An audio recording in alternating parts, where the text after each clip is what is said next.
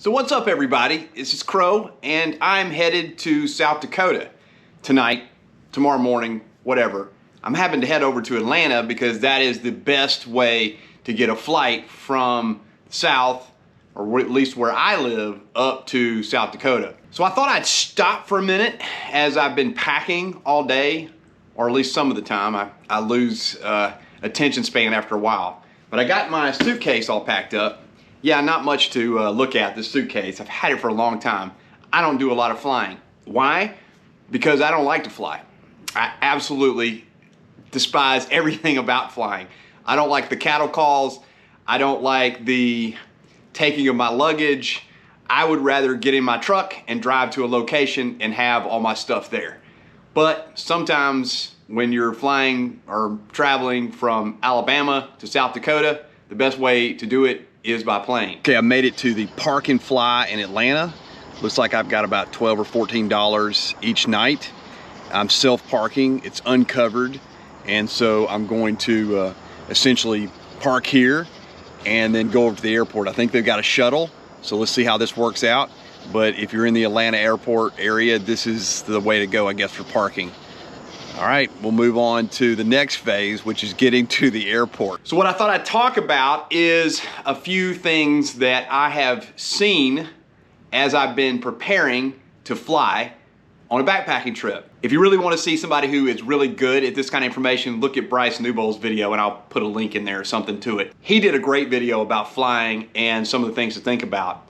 But as I was packing, I thought what I'll do is I'll kind of give the intro before I go, and then I'll take you through as much as I can of the process and all my anxiety as I go through it. All right, I'm here at the check-in place at American. Now's the next phase. Now I'm gonna see if I can check in and how to get my bag checked in, and then I'll go through TSA next. But I'm here at like 2:15 in the morning. I'm so nervous about all this. I just got up, got on the shuttle. Yeah, it's 2:15. So hopefully they're gonna open up soon. I can get this all taken care of, and then I can just sit and relax. So here's some things that I've learned. First, the tickets. I would recommend, though I'm obviously no expert at this or backpacking or anything, but I would recommend finding one of the websites that give you cheap tickets. I started a few months ago and I looked at different places. I finally found Expedia, and I'm using them, though there's plenty of different websites about where to go through to travel and fly and all that. So pick one that you like and use it. But I found a good flight. I realized very quickly that coming out of the airport in Alabama, the big one in Birmingham, just all kinds of layovers. There was a 9-hour layover on the cheapest flight I could find. The prices fluctuated up and down, so I would say and suggest and advise everybody to think ahead, months ahead, and look at the trend of the flight tickets and see if they're going up or down, and then find a website that gives you the cheapest tickets that you can find. Did my research and continued to ask people that were good about it, and finally I decided on Expedia and got a ticket through them. So I got a round ticket, obviously, and the ticket prices went up and down. I finally decided on that, got it. And then don't look back. Once you make the decision, don't start looking back and seeing if you should have got one cheaper or whatever. It's done once you pull the trigger and buy the ticket, then just go with it. The other thing I would say about that is, you know, it might be advisable to have a credit card to purchase the tickets where you get flight miles, because I'm hoping to do more backpacking around the country if I can, as funds will allow it. But what I will do is really think about it and have a credit card that gives me flight miles, so maybe after a while I can take one of these trips on the credit card. My biggest anxiety, other than the fear of just dying in a plane crash, which has always been my anxiety, is the deal with batteries. All right, past the second phase here. I was able to get my luggage. It was 37 pounds. I guess is that base weight? I guess with the actual bag itself. And I got my carry-on. Now we're on to the screening thing. That's gonna be tough. Here we go. Let's go on to the next phase. I didn't understand the rules. I read the TSA rules. I read the actual airline that I'm flying on's rules. I didn't understand it. So some of them say you can take this many batteries. Some of you can take no batteries. Some of you can take 2 extra batteries. You cannot check them as a bag underneath the plane. So the ion batteries or the lithium batteries, you have to have them in your carry-on so the TSA can see them. Just be aware of that. What I finally did was call TSA and ask them. And so I'm hoping, I'm keeping my finger crossed that they gave me the right information and that I'm going to do what they said and it's all gonna work. But who knows? I could get a screener that's having a bad day and they don't let me take the batteries that I want to take. I made it through the TSA thing and I feel very good about that I'm done with that. So headed on to my gate. Here we go. Next, obviously I can't take knives, I can't take any weapons, I can't take trekking poles. They won't allow those things. So anything I think that looks like a weapon or something in the x-ray is gonna be a concern, even under the plane. I'm worried about, I have the Z-Pax poles for my duplex tent. I'm kind of worried about that. I'm gonna see what happens there. Hopefully there won't be any delay. And obviously with all this gear that I've accumulated, I worry that they could lose my luggage and then what do I do? Especially if it's on the way up there, then the trip, I'll have to do something else. I'll probably go with a low budget Walmart type of setup if I lose all my luggage. But hopefully it doesn't come to that. Glass half full, not glass half empty. That's what I gotta keep telling myself. Okay, that was great. I was so nervous about the batteries and everything and pack, and I just didn't know exactly where I was gonna go. The guy was a little aggressive about the shoes, and I had my glasses on, and I felt like I was about to fall apart, but then I made it through. So here we go. Let's go find gate T12 or something. I just walked straight through TSA, no crowd, no waiting. And so I guess at 3 in the morning or 3:30 in the morning, that works well. So the next thing obviously is the isopro or propane or any kind of fuel. I'm not gonna be able to take it. So if you're using an alcohol stove, obviously that's gonna be easier to go find alcohol at the location where you get to when you fly than maybe if you've got an REI or some sort of outdoor store or even a Walmart or something like that, or a sporting goods store. Usually they will have some sort of camping center and get some kind of isopro that you can use on one of your mixed stoves or an alcohol stove. So can't take that on the plane underneath, carry on anything. So I just have to wait and see what happens there when I get there. Okay, made it to gate T12. That's where we go. All the nervousness that I had about it wasn't too bad. All the things that I was hoping for worked out. Let's just hope that they keep my luggage intact. And let's head to Rapid City, South Dakota. The next thing, clothing. So what I've done is I've got kind of a real thin fleece, but it's long sleeve in case it's cold. I have in the past, years ago when I flew and I got cold, so I did put at least a long sleeve fleece on and a t-shirt under. So if it is fine temperatures, I won't take this off. If it's not, I'm gonna have this fleece on over it and it should work fine with that. So the biggest takeaway about the TSA screening process for me, and which I didn't think about, and I remember it from years ago, is you're supposed to take all your electronics out and put them in a different box or a different tray. And then your carry-on is by itself. And so anything smaller or larger, anything larger than a cell phone needs to be by itself. So I put my GoPro in there. I left my batteries in. They didn't call out anything. I got my battery packs. They stayed in my day pack. The only thing I took out was my GoPro. So worked out well, not a problem. I forgot to take my shoes off and I had my credit cards in my pocket. So that's something that I always got to be aware of. You take everything out of your pockets. But other than that, because I was here so early, and that was key, because I was here super early, then you don't have to worry as much because you're not being pushed. So that worked out well for me. So that's maybe a tip for anybody if you want to get here early, get through, and the stress level seems to go down as you go. Now let's get on the plane and see if the plane will get up in the sky and come back down without dropping me. As you think about going through TSA, you know they're gonna make you take your shoes off. You know they're gonna make you take your belt off. They're going to look at my carry-on because all my electronics are in here, including my battery packs and my GoPro batteries, my lithium batteries. So I've got it all ready for them to look at. I have separated the GoPro batteries into separate plastic bags so if they're not touching. I read that that could be an issue. So I've at least got them separated so they'll know I'm serious about making sure that there's no issues there. I got slip-on shoes, I'm wearing shorts, and you know, I want to keep my core warm in case it's cold on the plane. Now onto the plane.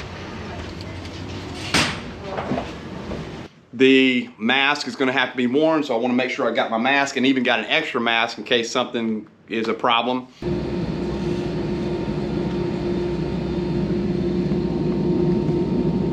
Getting there early. I definitely want to get there early. In fact, my flight leaves at around 6 a.m. I'm going to get there about 2 or 3 in the morning.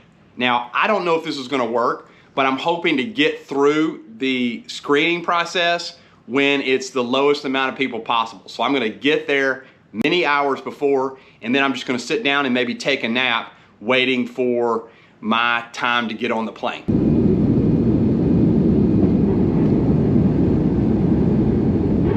So what can you carry in your carry-on versus your check baggage? I mean, if I had a situation where I couldn't leave this bag in a car, I would probably just take my backpack and use like the Z-Packs duffel bag or a duffel bag, and then use that as the outer to protect my backpack. But because I am hiking with, backpacking with Buckley and Andy from Metro on the Move and 333 Philip, I'm going to leave this in Tim's car if he'll let me, and hopefully, and then I'm gonna have my carry-on, and I'll leave my carry-on in there, and then everything I need for my backpack is in here. It's just about packed. I just throw it in and I'm ready to go. But if I had a situation where I didn't have any kind of car, didn't have a ride, I would just be off the plane taking an Uber or taxi or something to the location, then I wouldn't have this luggage. I would simply be carrying and checking in my backpack, and usually I take a duffel bag and put it in there all packed. And if I could figure out a way to get it down to this size, hopefully I could just go with a carry-on, which would make my mind a little more at ease that they would not lose my luggage. I've thought it through the best I can with all my other responsibilities of kids and work and everything else. Hopefully I've got it all together.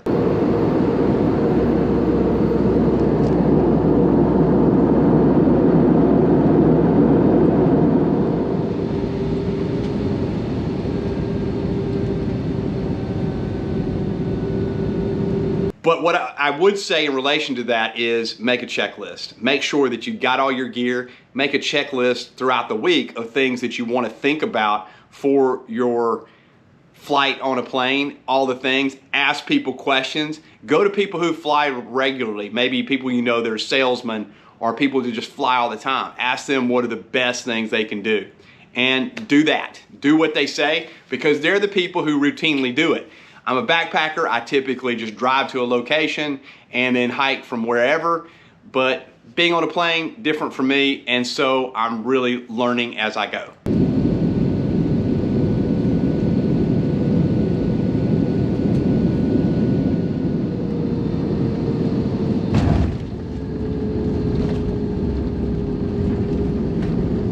The last thing I'll say is I looked at several websites and gave tips about things you can do when flying on a plane, and here's some of the things that I saw. It says, obviously, use the airplane application. So I'm flying American, so download the airplane application, look for updates and things. The apps have a lot of cool stuff. You can check in, check your bags, all sort of different things. They tell you update alerts, construction alerts, all those things on your way.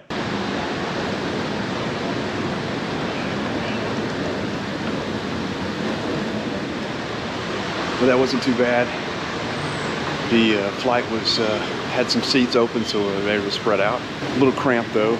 Seats are small, and it's cold, so you got to get used to that. If you're going backpacking, bring your puffy jacket. They say to stay organized. Well, of course you want to stay organized. I don't know who wouldn't want to be organized when you're flying and you're trying to minimize as much as you can what you're carrying. It seems to me I'm having the same problems I have as backpacking just normally than flying. I'm trying to pack too much and things that I think I might need. So I've gone through it several times, pulling out things that I don't need, things that I'm trying to duplicate that I could just use with one item instead of two. And I'm just doing that same process that I would do when packing for a backpacking trip, and that is to try to minimize everything you have so that it is less and less and less. We're going to have to start one of our agents here at the gate, get through a couple little checks, and then we'll push the gate and get underway. I'm going out this morning. It's about a 3-hour ride, and right now the weather is good with smoky conditions, a few scattered clouds. The rain is moved to the east. That's about it. Ride going out should be pleasant. We're going to go around some weather, but we're going to stay away from it. We should have a nice ride. So just give me a few minutes to get everything done here, get us out of here, and I'll give you an update after that. Thank you.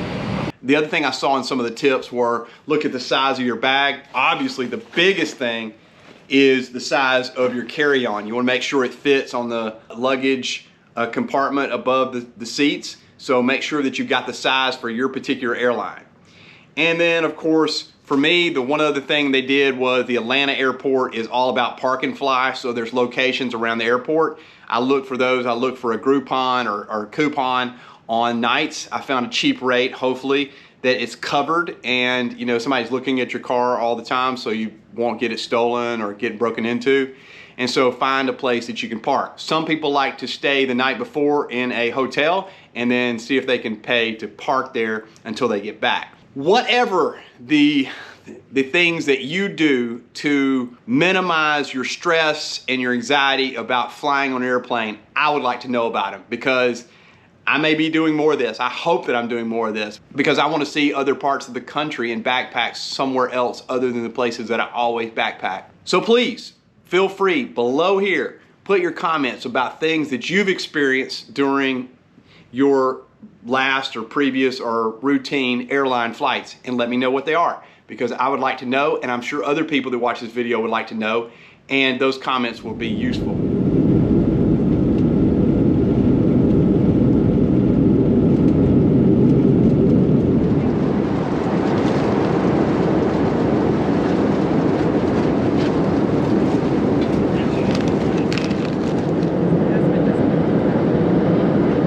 I'd like to thank those folks who decided to join the Advantage.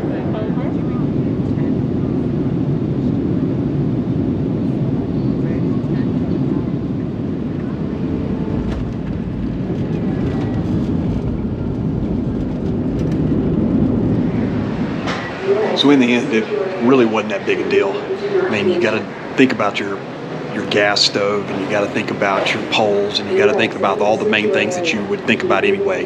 But essentially, it was kind of a non-starter. I got all hyped up and excited and anxious about nothing. Thank you guys for watching As the Crow Flies Hiking. I'll see you on the next episode.